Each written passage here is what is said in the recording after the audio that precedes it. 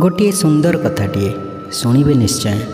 गोटे मंदिर रे भगवान दर्शन पर लगी लंबा लाइन रे गोटे झील ठिया होइथिबा बेले जड़े पंडित तांकु आसी कहिले, झील 501 टंका दियो, वीआईपी पास नियो, भगवान दर्शन शीघ्र होइजिब।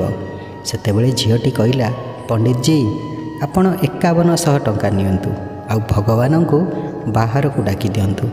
पंडित जनक हसिकी कहिले, थट्टा करनी, भगवान बाहर को आसंतिनी। पुणी झीलटी कहिला, ताहले आपण 5100 टंका नहीं भगवान को मो घर को पठै दियंतु। सेतेबेले पंडित जनक क्रोधित होई कहिले, तू भगवान को कौन भाविछु? झीलटी कहिला, मु तो सेया कहूची, आपण भगवान को कौन भाविछंती? पैसा छापिबार मेसीन? बंधु माने आजिकल बहुत मंदिर मानकरे एमिति होउछे कि सेठारे वीआईपी पास टिकेट लागू करा जाउछि।